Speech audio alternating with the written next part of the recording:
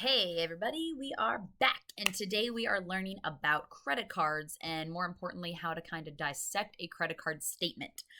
If you want to know about credit scores, that's going to be kind of separate, but basically just so we have some kind of idea here is that a credit score is a number that you get that shows how responsible you are with credit. It's made up of a lot of different things. The higher it is, the better you are. Over 800, you're great. And the better your credit score, the lower your interest rate, which is what you want because interest rates, unlike when you're using interest rates for savings accounts, which earn you money, interest rates on credit cards or loans are things that you're having to pay back. So if you have a high interest rate, it means you're paying more in fees overall for your interest based on how good or responsible you are with credit. Okay, so we are focusing on credit cards, not credit scores. And also, again, credit cards, not debit cards. They look exactly the same. And you can even use a credit card and swipe it as debit or debit as credit when you go to the store and you're like, does it matter? When you swipe it, no, it doesn't matter. It just means whether or not you have to type in a PIN number to use it.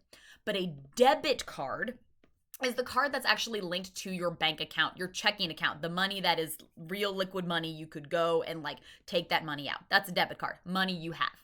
Credit cards are money you don't have that the credit card company is giving you money with the idea that you will pay it back. If you pay it back every month, you spend $1,000 on your credit card and then you pay your $1,000 on your credit card, then you're back down to zero. And it doesn't even matter if your interest rate's 500%, which it can't be. But if your interest rate's 20%, 20% of zero is $0. So credit cards can be fine as long as you use them responsibly. What I'm going to be showing you is the credit card statement that we're going to be looking at today is one that someone did not use. Not irresponsibly, but not good. Okay, so let's go ahead and take a look here at this credit card statement. All right, this is a Chase Sapphire credit card. Most credit card statements are going to look something like this. And the reason I pulled this one up, you see I've got numbers all over it. And so the numbers, I'm going to do a little bit of vocab, wow, boring, sleepy. I'm going to try and go through it a little bit. So some of these will just make sense to you and you won't need an explanation, but some of them I need to explain. So no matter what kind of credit card you have from whatever company, you'll understand what each of those numbers mean. Okay, so here we go. Let's go ahead and start scrolling through this a little bit. So you can see, okay, I'm just going to scroll up here. So first thing, number one, previous balance. Okay. Look, they're handy numbered. Number one, previous balance. It is the amount carried over from your previous statement. So it's money you already owed, but you haven't paid back yet. So if you're the kind of person, which you should be, whatever you spend on your credit card, you pay it off that month, then your previous balance will always be zero. Now, credit card statements get a little bit tricky because you might have paid it all back, but the way that the statements close, if it closes in the middle of a month, you might have something that looks like a previous balance even though you paid it all back. But that previous balance just means what you already owed, okay? All right, next, payments, credits, payments and credits. So this one right here. Okay, so that is payments you made or returns. So if you paid off, so this particular person, this credit card statement that I pulled up, they owed $5,067 and they paid off $5,091. So it looks like they actually paid off more than they actually owed. But what's not, we would need the full statement here. What's probably not shown is when that happened. So yes, they have paid off that $5,000 some dollars and a little bit extra, but the statement could have already closed before they paid that off. Okay. All right. So number three, purchases.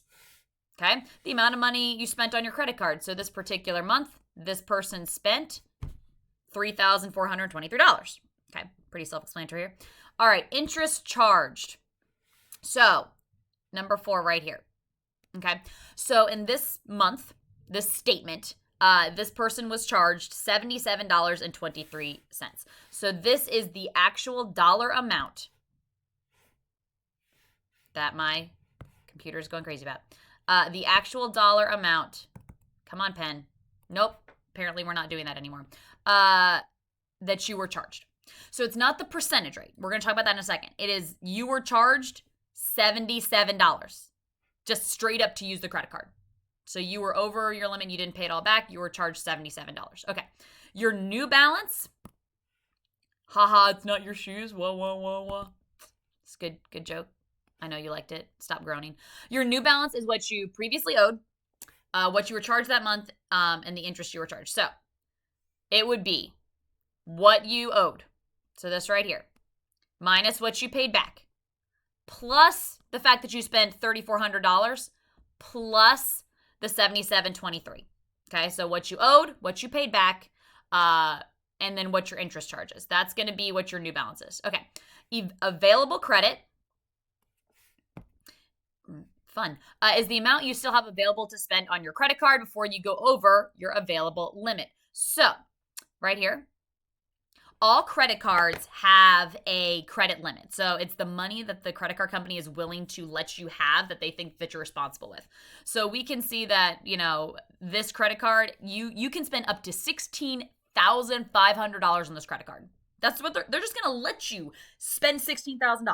Should you? No, you should not. You should not go all the way up to your limit unless there's some horrible car accident or some kind of crazy thing that you needed to spend it. But there's very few times where you actually need to spend $16,000.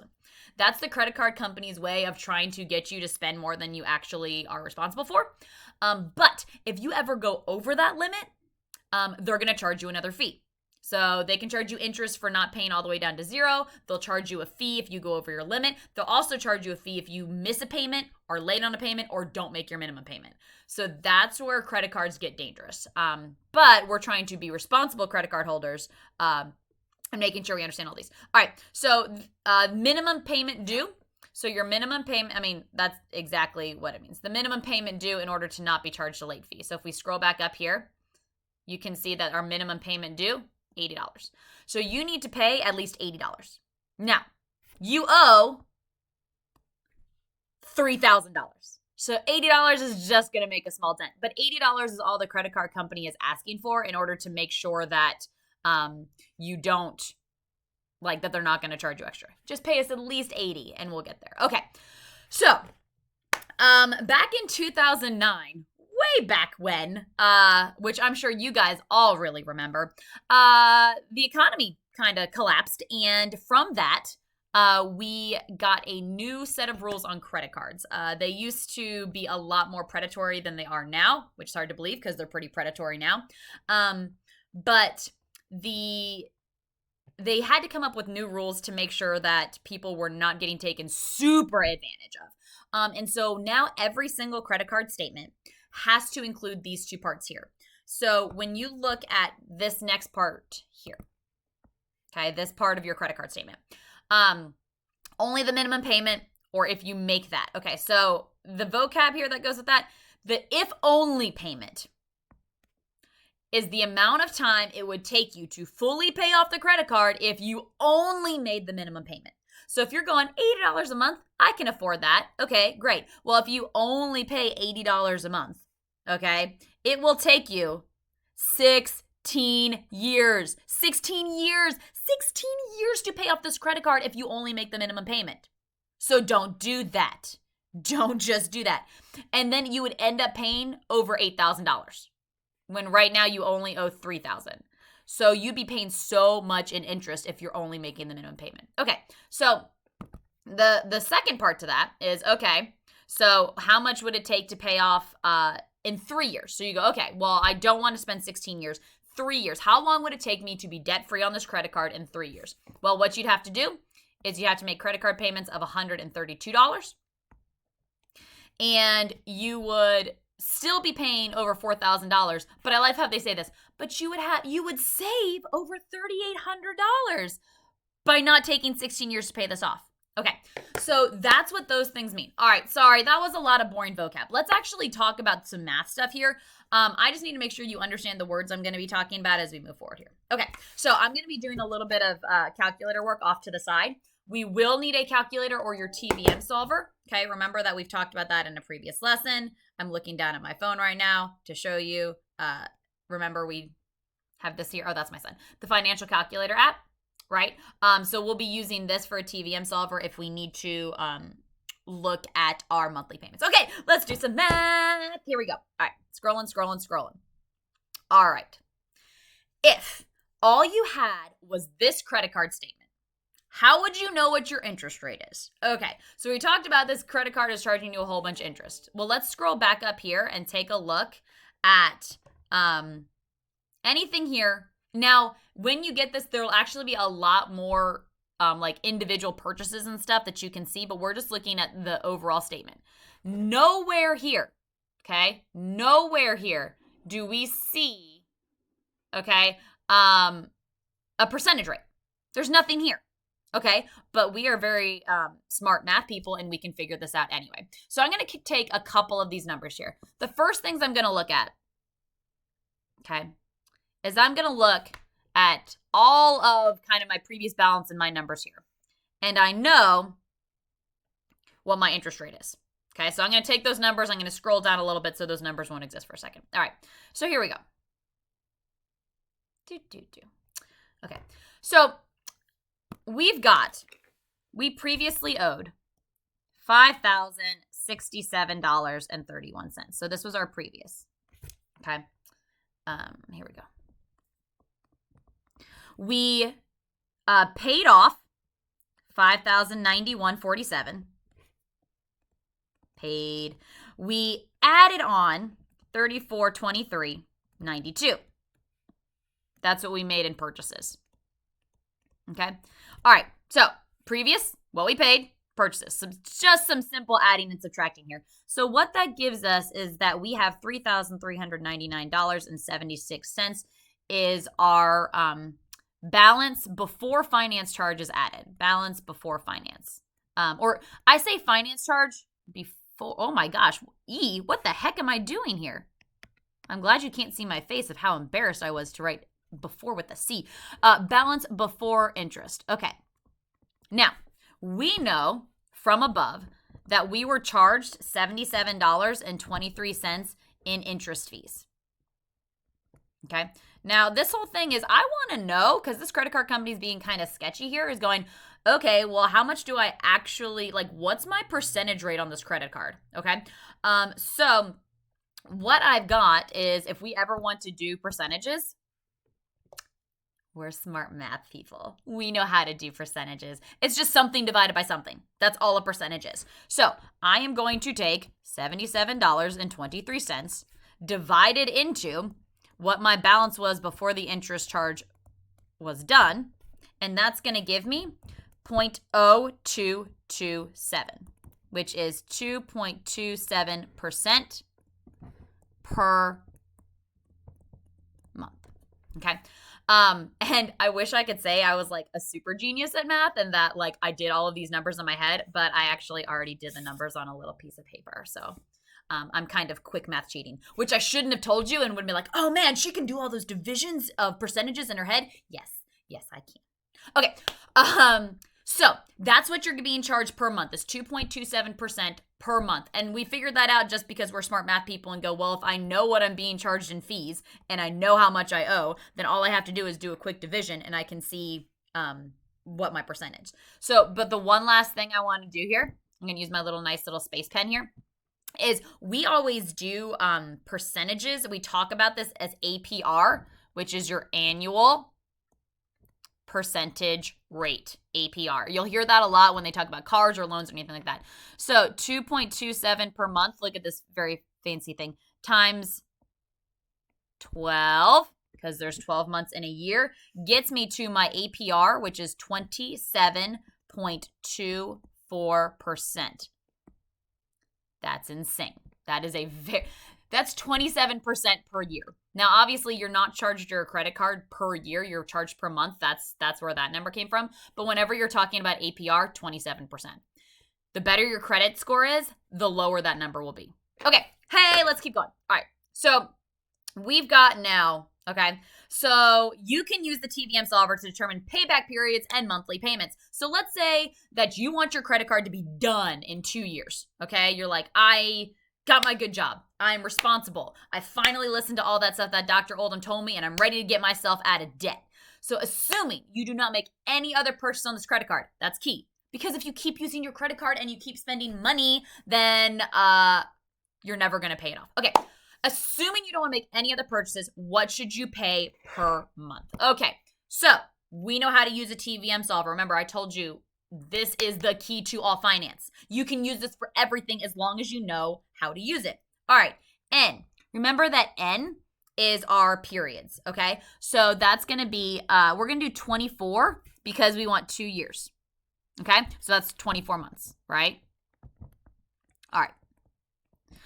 Remember that if you're using the finance app, it might actually say periods instead of N. Your interest rate, your I, is going to be your Y, computer.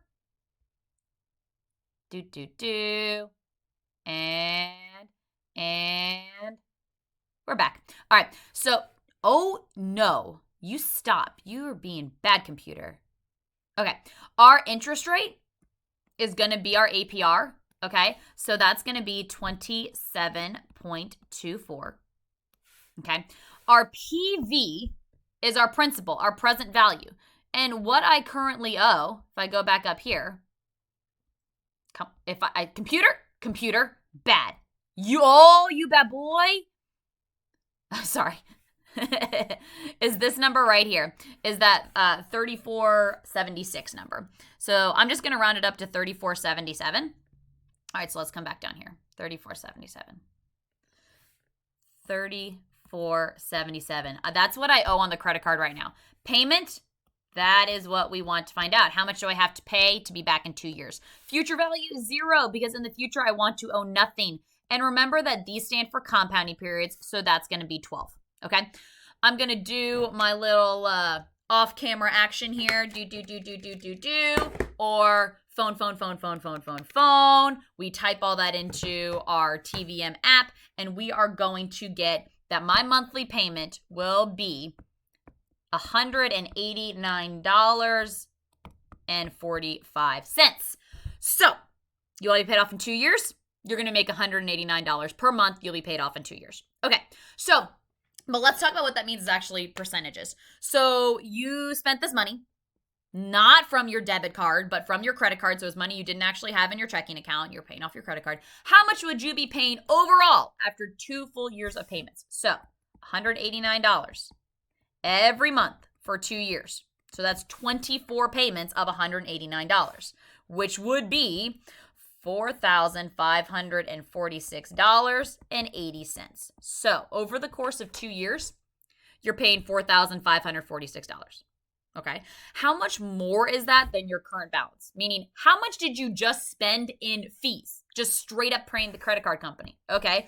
Well, come on. This is just some simple subtraction here. You paid $4,500. You only owed $34.76. Sorry, I rounded down. So you're going to end up with $1,070 just in fees. That's it. So over the course of 2 years, you've spent $1,000 in fees. Think about what you could have done with $1,000 if you hadn't have preemptively used a credit card to pay off things that you may or may not need. Okay, so here's the part of the lesson where we start wrapping it up a little bit and I talk about using credit cards responsibly. Okay, credit cards can be bad, but credit cards are also very important to getting a good credit score. Okay, but oh my gosh, you guys, please do not use a credit card if you do not have that money in the bank already. A credit card should just be used as like a debit card, knowing you have that money and you're paying it off.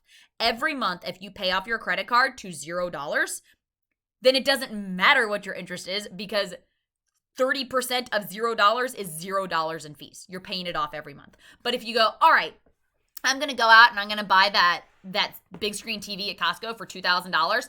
And I don't have $2,000 like right now, but you know, I could like pay a couple $100 now, maybe a couple $100 next month, and then I'll have that TV paid off. You can see how quickly those couple $100 are going to add up. And then all of a sudden you're paying that $2,000 TV actually ended up being a $3,000 TV because you spent so much in fees. Okay. But if you use your credit card, so when I was in college, I got a credit card and I only used it for 2 things, for gas and groceries, because I was going to always need gas and groceries. But if I did not have the money in my debit account, I did not use my credit card. And what I would do, and now it's so much easier back in the olden days when you had to wait for the monthly statement, you go to the credit card. You go to the grocery store, you put in your card, you pay for your groceries. Then, as soon as you get home, you pull open your phone, you do your little transfer app on your phone, and if you get a credit card through your bank, then all you have to do, they're linked to the same account. And you just go transfer from checking to credit card, and it's paid off that day. You don't have to wait till the end of the month to pay off your credit card. And then you're at zero. And then all of a sudden, the credit companies think that you're such an amazing credit spender, and your credit score goes up for all the things you need it to, and you're not paying extra money in fees every single month. Okay, so again, coming back here, the reason why we looked at this boring thing here is to kind of talk about looking at how quickly credit cards can get you, okay? And that's why I kind of wanted to look down here, when you see this part right here, okay?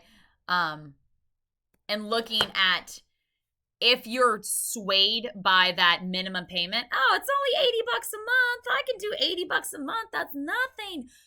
But overall, how much are you actually spending, and how much of your life is that $2,000 TV worth? Okay. All right. So this was not one of the more exciting ones, but hopefully it's the one that will save you a lot of worry later in your life by seeing credit card statements and understanding what they mean. So now you've seen that, and the biggest thing that I've been stressing with this whole unit is making sure you know that TVM solver. And if you have any questions about like the app you downloaded or how to use it, please contact me, and I can help you with that. All right, so hope that you learned a little something about credit cards, and we'll see you again next time. Bye.